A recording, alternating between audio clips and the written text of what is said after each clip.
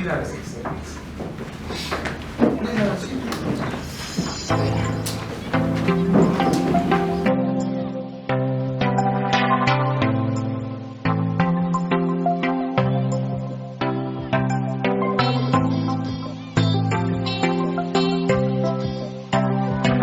Of a new initiative from Gleneagles Hospital. We are planning to start a center for prevalent all over the world and also in our country. We run a kidney foundation called Narmada Kidney Foundation, and we do regular screening camps, and in our screening camps we find that the prevalence of high blood pressure is to the tune of 40% in adult population. So we screen all individuals above the age of 18 in various organizations, residential societies, clubs, and we find that 40% of the adults are hypertensive. And what is most disturbing is that 50% of these hypertensive people did not even know that they had high blood pressure. And high blood pressure is one thing which is preventable, and if it is not preventable, it is controllable. A common problem that we find in our clinical practice is that when one is found to have high blood pressure, then he or she is put on blood pressure medicine, which they will take for a few days. Because this is a silent problem, gives you no symptoms, they stop medicines, they never check the blood pressure again, and they continue to remain with high blood pressure for God knows how many years. And then one day, they will present with a sudden heart problem, or they will present with advanced kidney disease, or they may present with brain hemorrhage and stroke. So a simple problem which can be prevented and which can be controlled. Controlling blood pressure is not as difficult as controlling diabetes. All that you need is a proper evaluation and, if required, diet modification, a little lifestyle modification and tablet. So everyone with a problem of high blood pressure must be evaluated, and because many times people are asymptomatic, they ignore this. So what I tell them, when you have high fever, what do? They will take paracetamol as a symptomatic treatment, but high fever can be due to different causes. So you will try and find out the cause. In the same way, if you have high blood pressure, you must try and find out what is the cause. If you find out the cause and you treat that, you may completely get cured. And if you cannot find out the cause, then it is usually multifactorial. Maybe hereditary predisposition, your lifestyle, high intake of salt, and by modifying this, you can control it without any medication. And despite these changes, if you can't control, you may need to take a medicine which will take care of your blood pressure. Now one must remember that every medicine may have some side effects, but if the benefits are huge, one should not think about the side effect. There is a misbelief that all alternative treatments have only beneficial effects and no side effects. My main suggestion to everyone is never to take a medication about which you do not know the composition, about which the effects and side effects are not known. Just do not be under a wrong concept that any alternative treatment is only beneficial and that it has no side effects. So this is a message that I would want to give on our day of setting up the Center for Prevention and Control of Hypertension. BP 365? Yes. Thank you. ASPA धन्यवाद. आज बड़ा दिन है हमारे लिए ग्लेनिगल्स hospital में। हमेशा हम आपको बुलाते हैं कि हमने ये ट्रांसप्लांट कर दिया, ये नई सर्जरी कर दी, बहुत बड़े बड़े चीज़ें की है। बट आज एक बहुत ही बेसिक चीज़ है जो हम सबको ध्यान रखनी चाहिए, और जो हर डॉक्टर, आप कहीं जनरल प्रैक्टिशनर के पास जाओ या फिजिशियन के पास जाओ, आपका ब्लड प्रेशर ज़रूर चेक करता है, ठीक है। और बहुत सारी भ्रांतियां हैं लोगों के दिमाग में कि मेरा ब्लड प्रेशर इतना ही होना चाहिए या इतना ही रहता है और मुझे ट्रीटमेंट की ज़रूरत नहीं है, या फिर मैं जो ट्रीटमेंट पे हूँ वो सब ठीक है। तो मुझे लगता है कि इस बारे में जो भ्रांतियां हैं उसको दूर करने के लिए हमारी टीम ऑफ डॉक्टर्स ने प्लस मेट्रॉनिक कंपनी ने मिलकर एक मुहिम चलाई है अभी, जिसमें हम चाहते हैं कि हम लोगों को इसके बारे में बताएं कि ब्लड प्रेशर जो है एक साइलेंट किलर है, हाइपरटेंशन साइलेंट किलर है, जो आपके बहुत सारे ऑर्गन्स को, जो मेन ऑर्गन्स है, आपका ब्रेन है, आपका हार्ट है, आपकी किडनी है, इस पर बहुत बड़ा असर डालता है। तो ब्लड प्रेशर को कंट्रोल में रखना जरूरी है। ब्लड प्रेशर को कंट्रोल में कैसे रखना चाहिए, मतलब लोग कहेंगे आपको कि आपको सॉल्ट का इंटेक कम होना चाहिए, बहुत सारी चीजें होगी, बट कोई चीजें तो ऐसी है कि जिसको आपको इलाज करना जरूरी है। ट्रीटमेंट इज असेंशियल, और ट्रीटमेंट अगर सही जगह पे और सही टाइम पे लिया जाए, प्लस ब्लड प्रेशर की मॉनिटरिंग रेगुलर हो, तो बहुत सारी चीजों से बचा जा सकता है। और हमारा जो अभी ये प्रयत्न है वो यही है कि ये एडवांस्ड हाइपरटेंशन क्लिनिक के माध्यम से हम लोगों में ये जागरूकता फैलाएं कि आपके ब्लड प्रेशर को कंट्रोल करना ये आपका काम है, और इसके लिए ग्लेनिगल्स आपके साथ है, मेट्रॉनिक आपके साथ है, और हम चाहेंगे कि जितने ज़्यादा लोगों तक हम पहुँचे उतना ज़्यादा इसका फायदा मिलेगा सबको। बहुत सारी चीज़ों का जो परिणाम है ब्लड प्रेशर बढ़ने की वजह से, वो हम लोग कंट्रोल में रख सकते हैं। यहाँ पे एक मुद्दा है कि बहुत सारे डॉक्टर्स एवं पेशेंट्स भी ये पता नहीं होता उनको कि हमारा ब्लड प्रेशर कितना होना चाहिए, उसको किस तरह से मापना चाहिए। बहुत सारी छोटी छोटी सी चीज़ें हैं जो हम लोगों में, अब हमने ये सोचा है कि आपके माध्यम से और पूरे मतलब ये क्लिनिक के माध्यम से हम जन जागृति फैलाएंगे, जिसकी वजह से लोगों की ये भ्रांतियाँ कम हो। और मुझे लगता है कि इसमें जो बड़ा योगदान हमारे डॉक्टर्स का रहा है, डॉक्टर राहुल गुप्ता है, डॉक्टर प्रशांत राजपूत है, डॉक्टर भारत शाह है, इन्होंने बहुत मेहनत करके एक प्रोग्राम और प्लान किया है। मुझे लगता है आप लोगों का इसमें सहयोग होना काफी जरूरी है इसकी जागरूकता फैलाने के लिए। Thank you so much. धन्यवाद। थैंक यू सो मच धन्यवाद यहाँ पे आने के लिए। आई थिंक कुछ स्टैटिस्टिक्स बताना चाहूँगा। 10 मिलियन डेथ्स एनुअली हाइपरटेंशन की वजह से होती है, और जो हाई ब्लड प्रेशर है ये हमारे भारतवर्ष का सबसे बड़ा साइलेंट किलर है। अब इसको साइलेंट किलर क्यों बोलते हैं? बिकॉज इसके सिम्टम्स नहीं होते जब तक कि कॉम्प्लिकेशन डेवलप ना हो जाए। और अगर हम हाइपरटेंशन, जिसको हम लोग हाई ब्लड प्रेशर बोलते हैं, इसको सही समय पे अगर हम ट्रीट करें तो हम लोग डायलिसिस प्रिवेंट कर सकते हैं, बिकॉज किडनी फेलियर प्रिवेंट हो जाएगा। हम लोग हार्ट फेलियर प्रिवेंट कर सकते हैं, हम लोग ब्रेन स्ट्रोक प्रिवेंट कर सकते हैं, जो बहुत ही ज्यादा डिसेबलिंग हो जाता है। तो ये तीनों चीजें जो बहुत ही डिसेबलिंग डिसीजेस हैं, अगर सही समय पर ट्रीटमेंट किया जाए तो पेशेंट्स इन सारी चीजों से बच सकता है। अब दूसरा एक बहुत डेंजरस स्टैटिस्टिक्स है कि 3 में से 1/3, मतलब अगर हम इस रूम का कैलकुलेशन करेंगे, हर तीसरा भारतीय हाइपरटेंशन या हाई ब्लड प्रेशर से ग्रसित है, मतलब उसको हाई ब्लड प्रेशर है।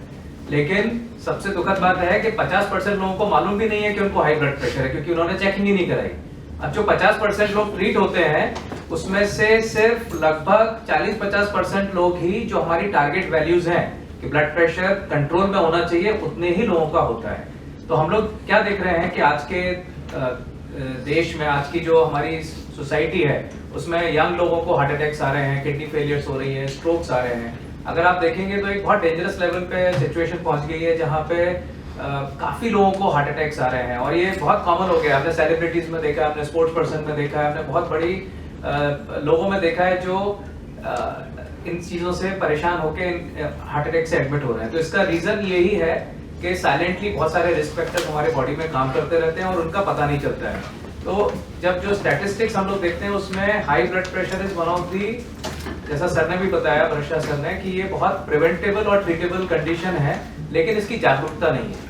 तो ये एडवांस हाइपरटेंशन सेंटर का एक जो कॉन्सेप्ट है, काफी दिनों से हमारे दिमाग में चल रहा था, और इसको सामने लाने का रीजन ये है, जो difficult to treat blood pressure है, जिनको 3-3, 4-4 दवाइयां चल रही है, ब्लड प्रेशर कंट्रोल में नहीं है, जो स्ट्रोक के पेशेंट्स हैं, उनको दोबारा स्ट्रोक नहीं होना चाहिए। अगर किसी को एक बार स्ट्रोक हो गया, उसमें से वो बच गया है, या हार्ट फेलियर हुआ है, वापस से नहीं होना चाहिए, या किडनी क्रिएटिनिन बढ़ना चालू हो गया है, जो किडनी डिसीज का एक इंडिकेटर है, वो वापस से सीवियर किडनी फेलियर में नहीं जाना चाहिए जहां डायलिसिस लगे। तो ऐसे व्यक्तियों का सही मार्गदर्शन मिलना चाहिए, उन्हें सही ट्रीटमेंट होना चाहिए। इसीलिए ये एडवांस कार्डियक सेंटर का एक इस कॉन्सेप्ट को लाया गया है।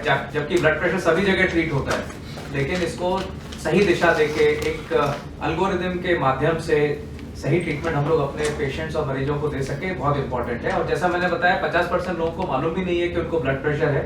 तो हमारे एक्शंस में ऐसे भी होने वाला है कि जो यहाँ पे as a corporate social responsibility doctor Vipin sir ने काफी उसमें सहयोग दिया, और उन्होंने कहा भी कि जितने भी जो मरीज के साथ लोग आते हैं, जो डॉक्टर्स के लिए वेट कर रहे हैं, जो लॉबी में वेट कर रहे हैं, जो पेशेंट्स एडमिटेड हैं, उनका हम फ्री चेकअप करके उनका स्क्रीन करेंगे as a corporate social responsibility, ताकि जो लोग 50% जिनको पता भी नहीं है कि उनको ब्लड प्रेशर है, ऐसे लोग भी डायग्नोसिस कर सके और उनको मार्गदर्शन दे सके।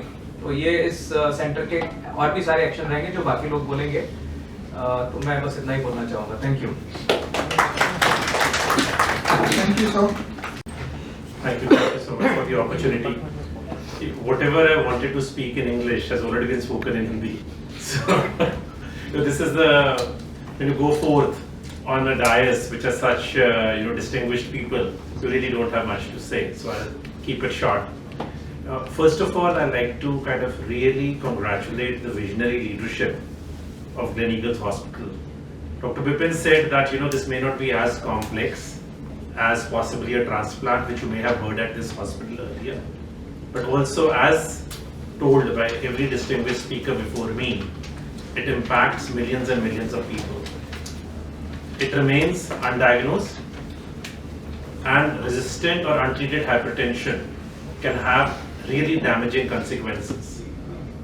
It can impact your brain, you could have stroke, it could impact your kidneys, you may need dialysis. It could actually cause heart failure, and people don't think about it. We were just talking in a conference room before coming here into this auditorium. Everybody feels, मेरे को तो नहीं होगा, मेरा तो सब ठीक ही है, मेरा बीपी तो इतना रहता ही है.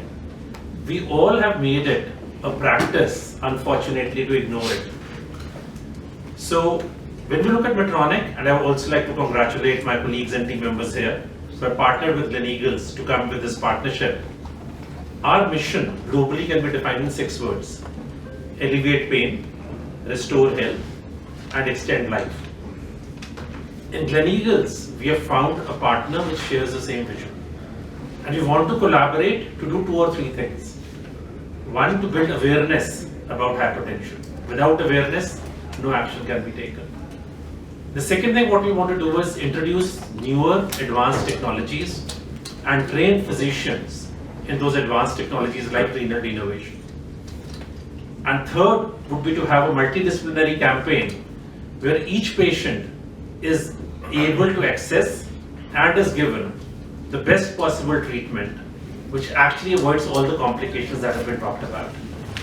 So on behalf of Medtronic, it is both a pleasure and a privilege to partner with Gleneagles Hospital, and thank you Dr. Bharat, Dr. Bipin, Dr. Rahul and everybody else on the dais who have given us this opportunity, and we really believe that this can create a very meaningful and long-lasting impact towards the health of the nation.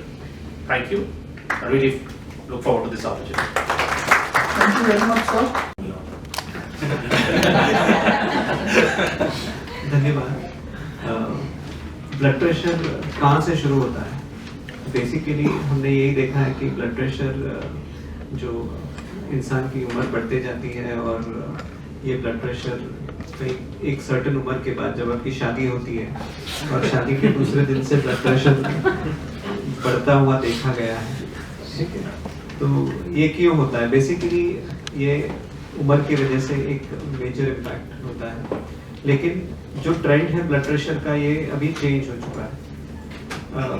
पहले ज़माने में after 30 years of as, 30 साल की उम्र के बाद धीरे धीरे ब्लड प्रेशर बढ़ता था, लेकिन आज हम यही देख रहे हैं कि जो ब्लड प्रेशर है ये कम उम्र के लोग, इवन कॉलेज गोइंग या स्कूल गोइंग एज ग्रुप में भी ब्लड प्रेशर ज़्यादा देखा गया है। तो ये एक डिस्टर्बिंग ट्रेंड है, तो इसको आइडेंटिफाई करना बहुत ज़रूरी है। जो हम सोच रहे हैं ये क्लिनिक के बारे में, ये क्लिनिक का ज़रूरत क्यों है? सबसे इम्पोर्टेंट है कि जो ब्लड प्रेशर चेक कर रहे हैं, हम ब्लड प्रेशर चेक करते हैं बराबर, तो कैसा मेथड होना चाहिए, ये मेथड बहुत करेक्ट वे से अगर हम ब्लड प्रेशर चेक करें तो सही ब्लड प्रेशर क्या है या सूडो हाइपरटेंशन क्या है ये आपको पता लग जाएगा। अगर ब्लड प्रेशर आप सही तरीके से चेक करेंगे, उसके कुछ अमेरिकन कॉलेज ऑफ कार्डियोलॉजी के हिसाब से एक स्टेप्स होते हैं, 6 स्टेप्स, जो मेरे हिसाब से इंडिया में फिलहाल तो भी सही तरीके से ब्लड प्रेशर चेक करना कोई भी ऐसी इंस्टीट्यूट नहीं है, कोई ऐसा डॉक्टर नहीं है, कोई ऐसी संस्था नहीं है जो करेक्ट वे से ब्लड प्रेशर चेक करे एज पर दी ACC गाइडलाइंस। तो ये क्लिनिक के द्वारा हम यही कोशिश करना चाहेंगे कि सही ब्लड प्रेशर चेक कैसे होता है। जैसे आपको 15 मिनट रूम में अकेले बैठना है, आधा घंटे कुछ खाना पीना नहीं है, ब्लड प्रेशर के वक्त आपका जो पैर है, जो मैंने जानबूझ के ऐसे फोल्ड करके रखा है, बिल्कुल ऐसा नहीं होना चाहिए। सीधा बैठ के आपको ब्लड प्रेशर चेक करना है। ब्लड प्रेशर चेक करते हुए बोलना नहीं है, ओके।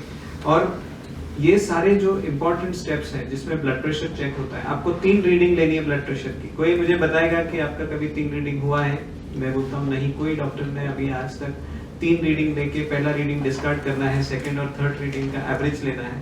तो सही तरीके से ब्लड प्रेशर चेक करना और सही तरीके से उसको आइडेंटिफाई करना और उसके पश्चात उसका सही तरीके से निवारण करना, ये सबसे इम्पोर्टेंट ज़रूरी चीज़ है जिसको हम ये क्लिनिक के द्वारा सारे जो इंडिया के डॉक्टर्स हैं और जो नर्सेज हैं और जो सेंटर्स हैं जो ब्लड प्रेशर चेक करें, इंक्लूडिंग जनरल प्रैक्टिशनर, स्पेशलिस्ट, तो सही तरीके से ब्लड प्रेशर कैसे चेक किया जाता है और उसका जो घर पे ब्लड प्रेशर कैसे चेक करना है। अगर आप घर पे हो और आपको ब्लड प्रेशर लेना है, आपकी मशीन का कैलिब्रेशन कैसे होता है, तो ये क्लिनिक के माध्यम से हम ये जन जागृति है ये फैलाना चाहते हैं। और इसके वजह से न केवल ब्लड प्रेशर चेक होगा, लेकिन उससे भी ज़्यादा इम्पोर्टेंट उसको ट्रैक करना। एक बार ब्लड प्रेशर आपको पता लग गया कि ब्लड प्रेशर है, 2 बार आपका ब्लड प्रेशर ज़्यादा है और आप ब्लड प्रेशर की गोली खा रहे हैं, अगर गोली खा रहे हैं तो वो उसको ट्रैक करना बहुत ज़रूरी है। बहुत लोग क्या होते हैं, उनको वो एक मूवी आया था, देखो कौन सा था वो, आमिर खान सब भूल जाता है, गजनी। तो ये गजनी का इफेक्ट हो रहा है कि लोग ब्लड प्रेशर की दवाई तो ले लेते हैं, लेकिन अगले 10 साल तक उन्होंने कोई डॉक्टर को नहीं देखा। उनको लगता है कि हम ब्लड प्रेशर की दवाई ले रहे हैं, लेकिन ये ब्लड प्रेशर 160/90 है, ये चलता है और वो चलता है कि वो चलते ही जाता है और एक दिन वो इमरजेंसी में यहाँ पे हार्ट अटैक या स्ट्रोक करके या किडनी फेलियर करके आ जाता है। तो ब्लड प्रेशर को सही उसका नाप करना, उसका सही आगे का ट्रीटमेंट करना, उसका प्रॉपर ट्रैकिंग और फॉलो अप, और अगर अनकंट्रोल्ड रहता है तो अप्रोप्रिएट इंटरवेंशंस के लिए आपको जाना चाहिए जिससे ब्लड प्रेशर कंट्रोल हो। तो अल्टीमेटली ये जो बीपी का जो हमने क्लिनिक का नाम दिया है BP 365, बीपी ना केवल एक दिन का चीज है। Once you are hypertensive you should always check your blood pressure, and ये बहुत जरूरी होता है अगर आपको लंबी उम्र चाहिए। अगर हमको 100 साल की उम्र तक जाना है तो हमको ब्लड प्रेशर ये 365 डेज चेक करना है। अगर आपका ब्लड प्रेशर ज़्यादा है, अगर दवाई लेने के बावजूद भी ज़्यादा रहता है, तो आपको प्रॉपर जो स्पेशलिस्ट है, जो हमारा सेंटर है, उसको कंसल्ट करना है। और जब आप सेंटर में आएंगे, जब हमने पता लगा लिया ये रेजिस्टेंट हाइपरटेंशन है, मतलब 3 दवाई के बावजूद भी आपका ब्लड प्रेशर ज़्यादा रहता है, तो अप्रोप्रिएट उसके लिए इंटरवेंशन या दवाइयाँ देके उसको कंट्रोल किया जा सकता है और ये चीज़ से लाखों जिंदगियां बच सकती हैं। तो ये क्लिनिक का उद्देश्य है। धन्यवाद। Thank you, sir. So, as Dr. Amrita said, that lot of people are not aware that that they have blood pressure and how much is it or whatever. So initially we start from the hospital itself. आज hospital में ही इतने सारे patient हैं और patient के relatives आते हैं, attendants आते हैं। इस हॉस्पिटल में डेली कम से कम 500-600 लोग आते हैं।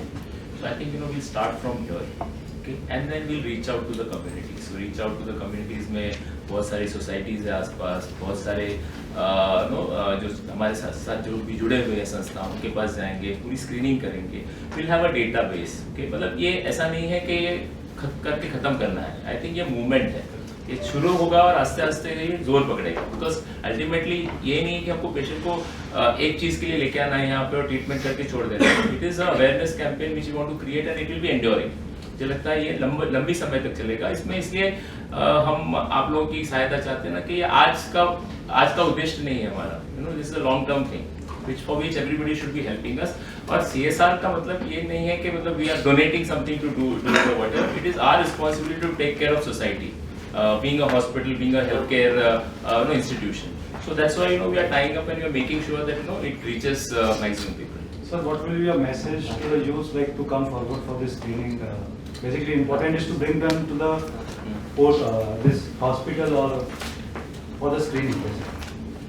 So, जैसे हम लोगों ने कहा, जैसे जैसे अवेयरनेस बढ़ेगी कि बहुत सारे लोगों को मालूम ही नहीं कि ब्लड प्रेशर है, so all these awareness things, so we have also planned to conduct awareness sessions in and around the society.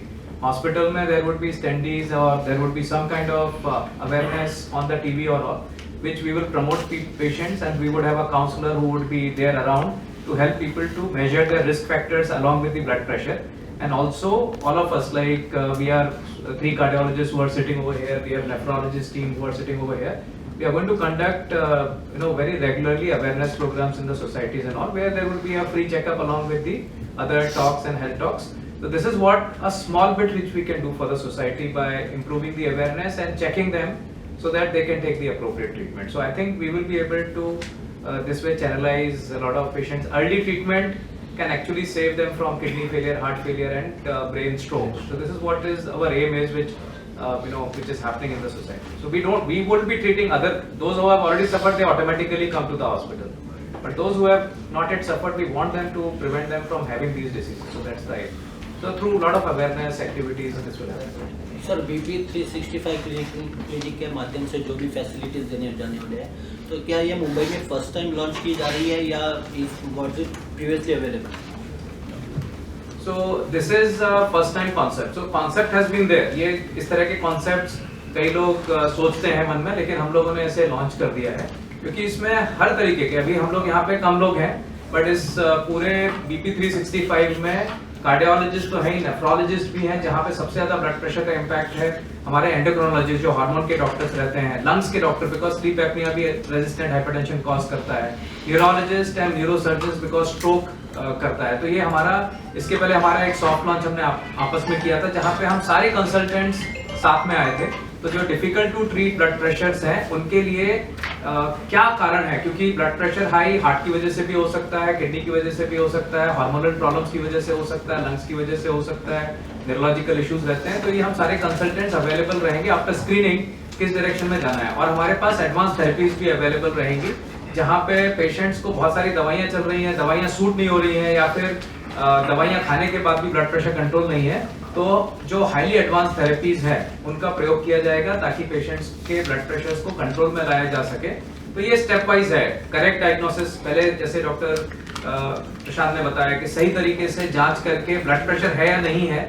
Second is tracking, monitoring, lifestyle changes, इन सारी चीजों को करना, सही दवाई देना, उसके बाद भी अगर तकलीफ है तो एडवांस थेरेपीज का प्रयोग करना, जिसमें से एक थेरेपी रीनल डीनर्वेशन थेरेपीज है और भी इस तरह की थेरेपीज है जो यहाँ पे सेंटर में उपलब्ध रहेंगी और इनका प्रयोग किया जाएगा पेशेंट्स को के ब्लड प्रेशर को कंट्रोल करने में। Sir, can you tell us more about this therapy, this center, and what are the different ways of, when you mentioned that there are 3 types of readings which we were not aware of. 3 types of BP reading, right? So we were not aware of. So can you tell us more about how this center is going to work and what are the therapies?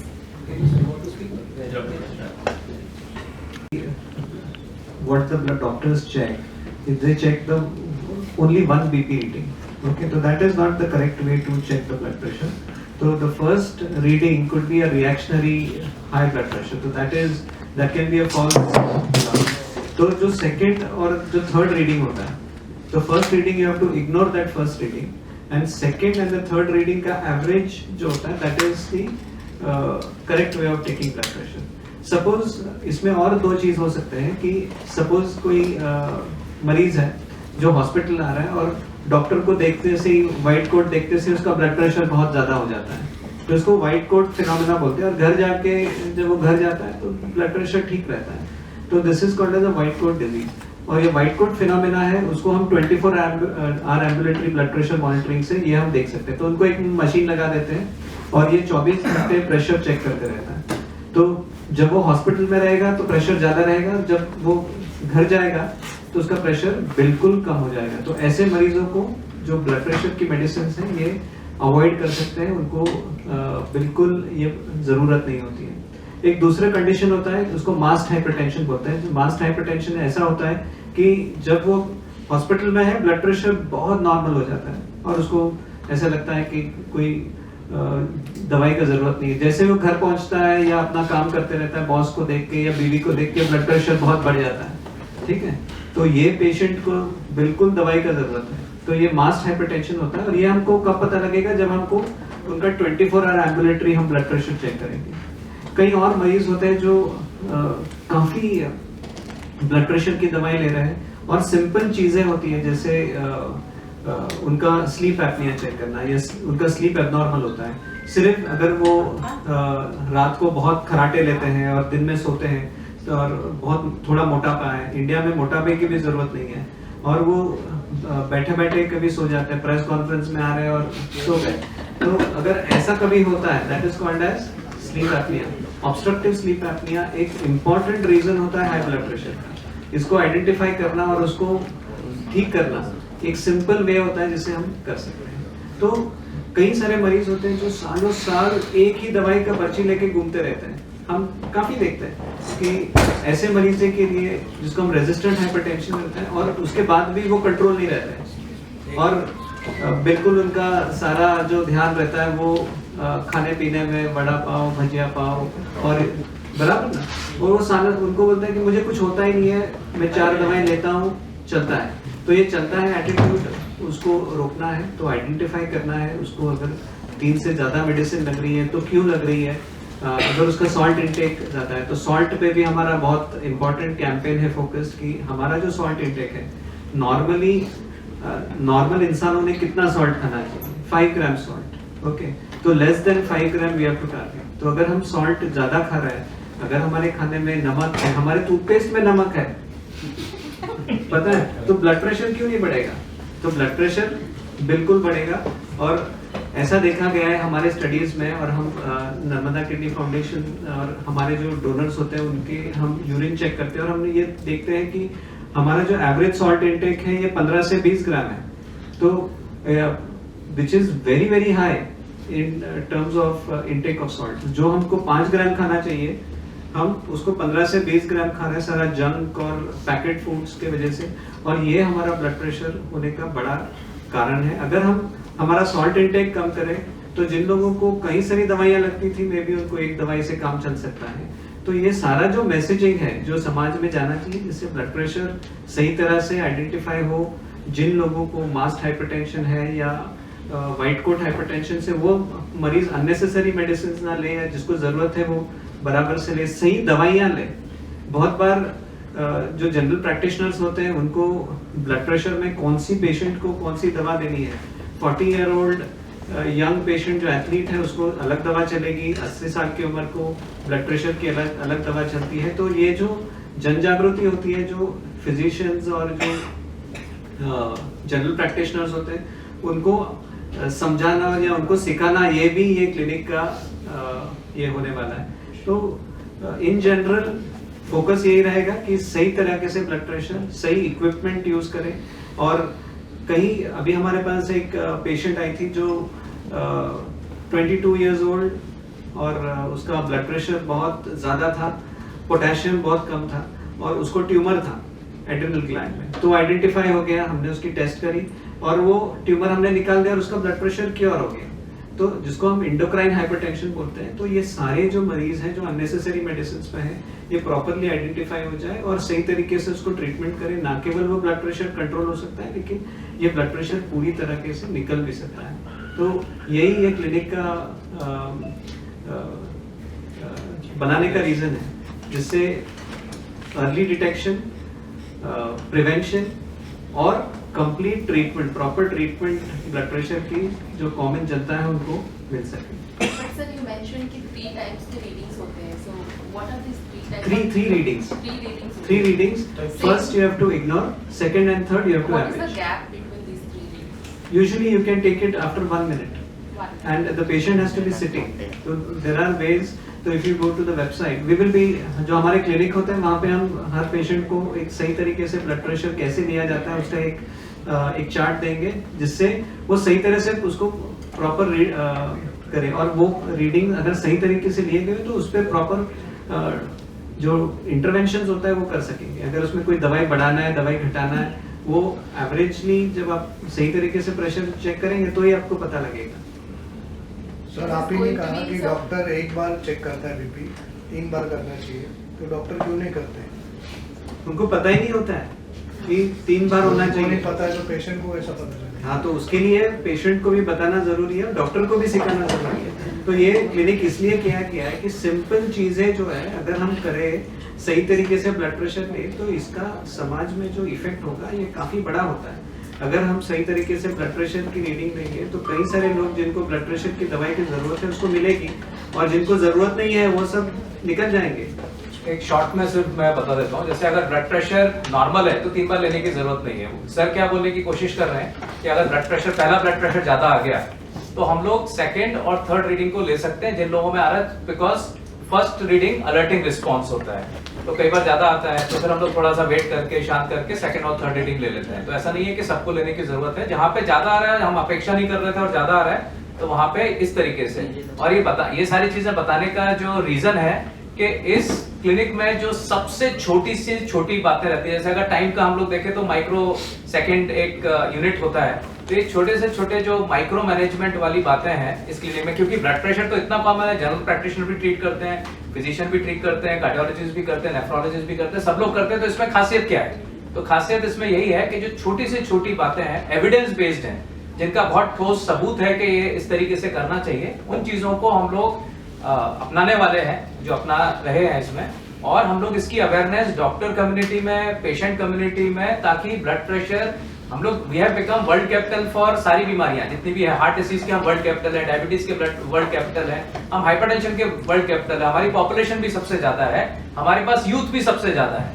तो ये जो बहुत important है, जो prime time है हमारे youth का, इन बीमारियों से ग्रसित नहीं होना चाहिए और इन बीमारियों का सही डायरेक्शन में ट्रीटमेंट होना चाहिए. इस एडवांस हाइपरटेंशन सेंटर का ट्रीटमेंट मरीजों के लिए तो है ही, और ये अवेयरनेस एक्टिविटी हमारे जो कॉन्फ्रेंस है, कॉन्क्लेव्स हैं, वो सारी चीजों में किया जा सकेगा. जैसे उन्होंने एग्जांपल दिया कि वो लेडी का ट्यूमर निकाल दिया और उसका ठीक हो गया, उसी तरीके से हमारे पास एक पेशेंट आया था जिसको 5-6 दवाइयां चल रही थी, बीपी 160/100 था.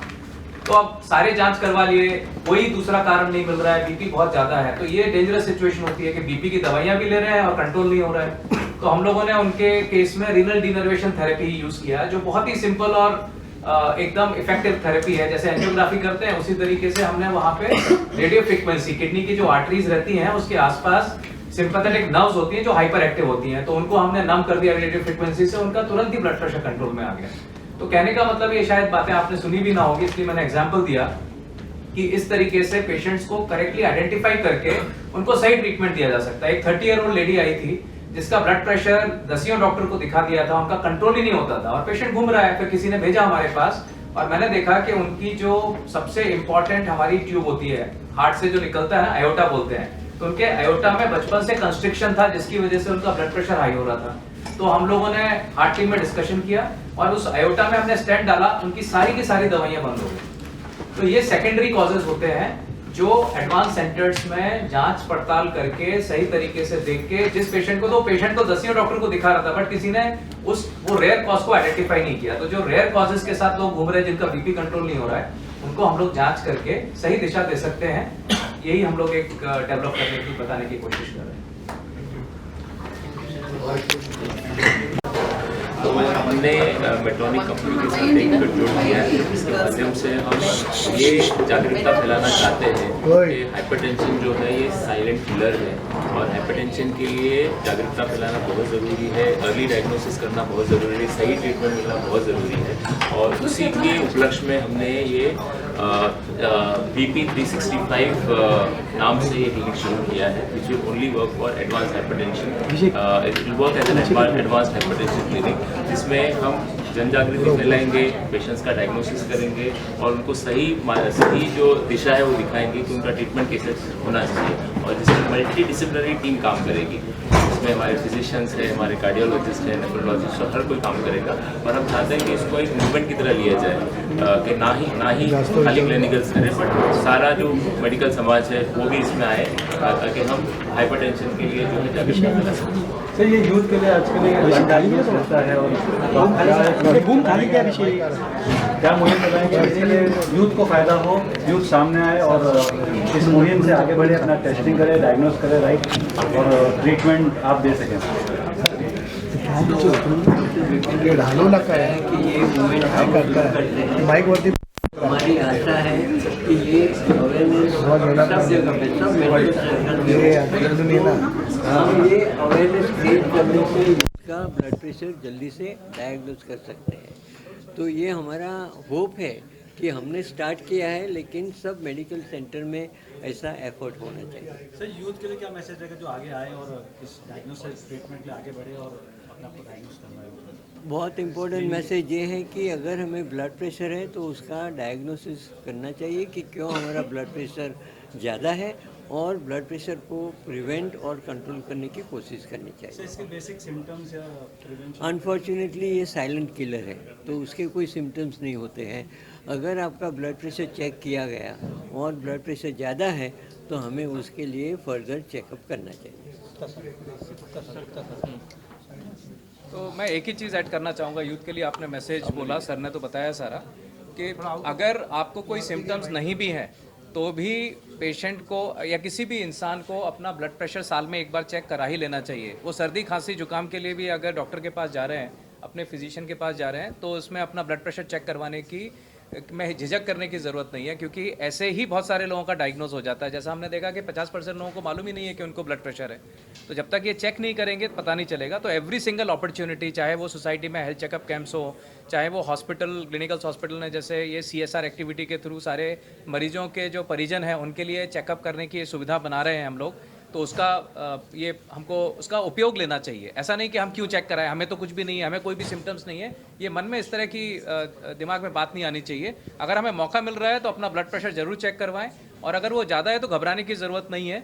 बहुत अच्छे इलाज मौजूद हैं, जहाँ पे पहले हम लोग लाइफस्टाइल पे फोकस करते हैं, और लाइफस्टाइल फोकस करने के बाद भी अगर पेशेंट का BP बढ़ा हुआ है किसी का भी, तो ही हम दवाइयों पे जाते हैं। तो इस तरीके से हम लोग यूथ के लिए बहुत इंपॉर्टेंट मैसेज है कि अपनी क्वालिटी और क्वांटिटी ऑफ लाइफ अगर इम्प्रूव रखनी है और बढ़ानी है तो आपको रेगुलर चेकअप कराना ही पड़ेगा, बिकॉज सारे के सारे रिस्क फैक्टर्स साइलेंट किलर्स हैं, और इन साइलेंट किलर्स से बचने का एक ही उपाय है, वो है अपने रेगुलर चेकअप करवाना।